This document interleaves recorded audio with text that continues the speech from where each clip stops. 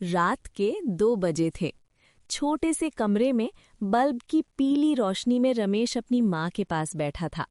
माँ की आंखें लाल थीं, हाथ में चाय का प्याला ठंडा पड़ चुका था। माँ, अब और नहीं सहा जाता। दोनों दीदियों की उम्र निकल रही है, लोग मुंह फेर कर हंसते हैं। पापा रोज सुबह उठकर चुपचाप चले जाते हैं, मैं देखता रह जाता हूँ सब।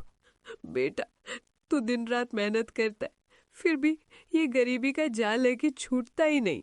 माँ, मैं दुबई जा रहा हूँ। पासपोर्ट बनवा लिया है। दीदियों की शादी के लिए जमा कुछ पैसे हैं, बाकी दोस्तों से उधार ले लूंगा। बस 1 साल में सब कर्ज चुका दूंगा। नहीं नहीं बेटा, तू इतनी दूर अकेला कैसे जाएगा? अगर तुझे कुछ हो गया तो मैं क्या करूंगी? मुझे कुछ नहीं होगा माँ, मैं आपको वादा करता हूँ। जैसे ही दीदियों को सुखी देखूंगा और घर के हालात थोड़े ठीक हो जाएंगे, मैं तब लौट आऊंगा।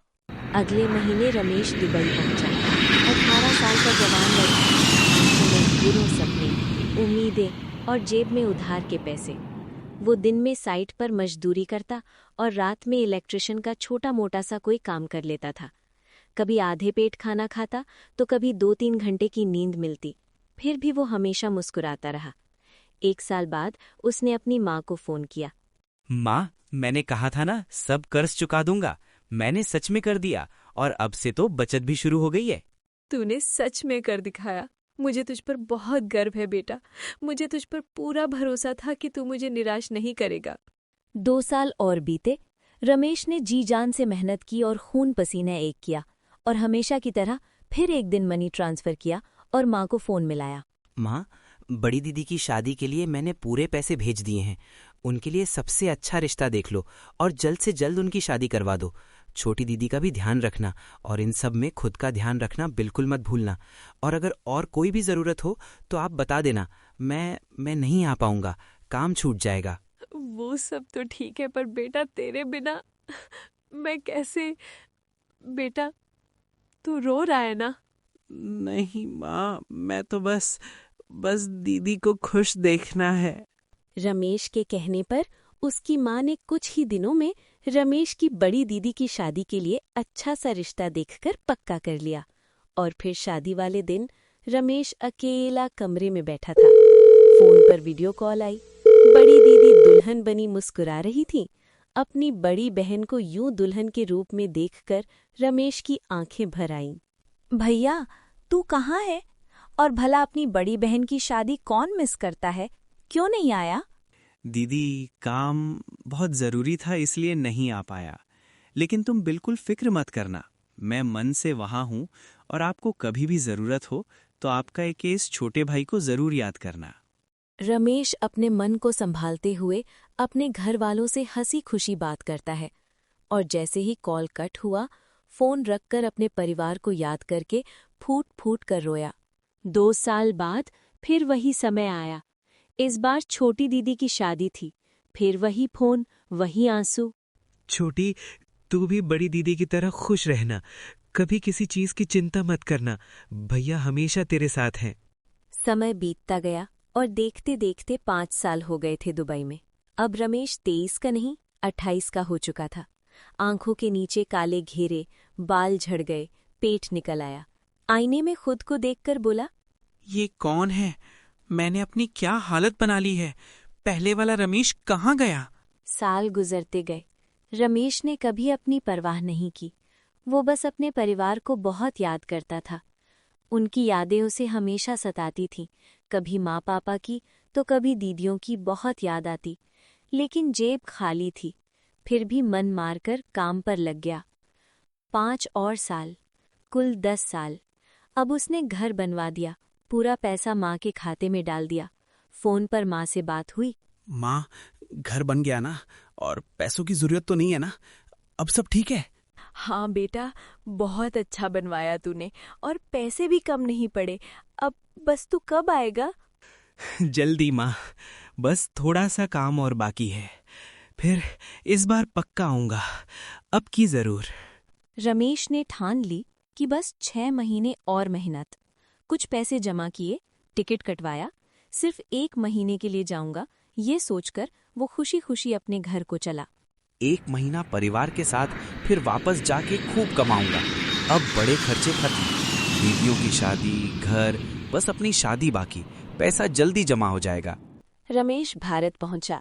घर के दरवाजे पर खड़ा हुआ, माँ ने देखते ही गले लगा लिया। दोनों रो पड़े। माँ देखो, मैंने कहा था ना, इस बार पक्का आऊंगा। बेटा, मेरा बच्चा, तू आ गया इतने साल बाद। भगवान का शुक्र है कि तू ठीक है। माँ, दीदियाँ कैसी हैं? वो खुश तो है ना? आप दोनों ठीक हैं?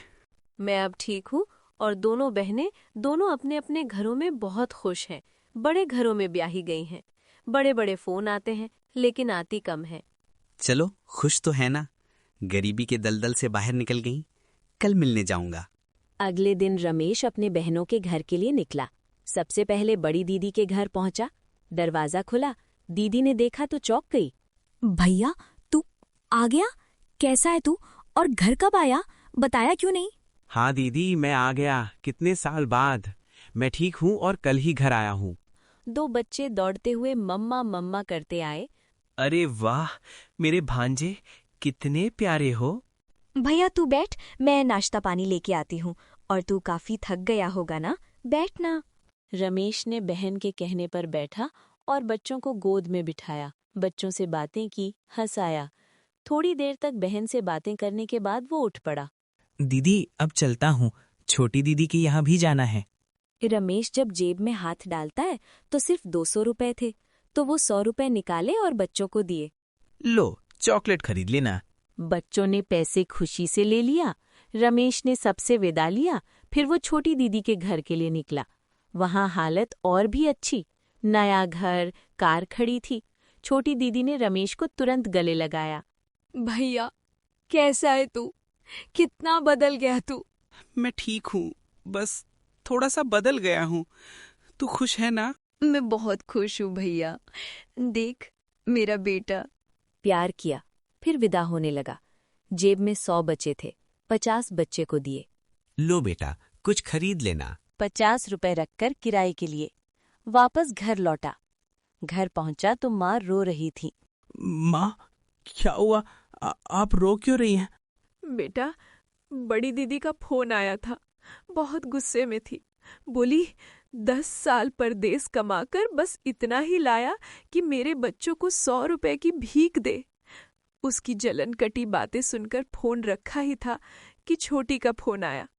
वो भी चिल्लाई, तेरा बेटा दुबई कमाने गया था कि मेरे बेटे को 50 रुपए ठूस कर गया। इससे ज्यादा तो हम फकीरों में बांट देते हैं। रमेश धम से जमीन पर बैठ गया। आंसू बहने लगे। 10 साल की मेहनत, 10 साल का हिसाब दिमाग में घूमने लगा। कुछ देर बाद संभला, माँ की तरफ देखा। माँ, कल सुबह मैं वापस जा रहा हूँ। बेटा, तू तो 1 महीने के लिए आया था। अभी तो 3 दिन भी नहीं हुए। मैंने तो जी भर के तुझे देखा भी नहीं। माँ, अब यहाँ रहकर क्या करूँगा? दीदियाँ खुश हैं, उनका घर है, बच्चे हैं, कार है। मैंने जो कमाया वो सब उनके लिए था, लेकिन मेरी औकात 150 रुपए। मैं बोझ बन गया हूँ। नहीं बेटा, तू हमारा सहारा है। माँ, मैंने सोचा था अब आसानी से पैसा जमा होगा, अपनी शादी कर लूंगा, लेकिन अब लगता है मैं जहाँ का तहाँ रह गया। अरे बेटा, भूल जा उनकी बातें। नादान है वो। अगली सुबह रमेश बैग उठाकर दरवाजे पर खड़ा था। माँ पापा रो रहे थे। माँ, बस अब जाना है, फिर कभी ज्यादा पैसे लेकर आऊंगा। तब दीदियों को भी दिखाऊंगा कि उनका भाई खाली हाथ नहीं आया। माँ ने आशीर्वाद दिया।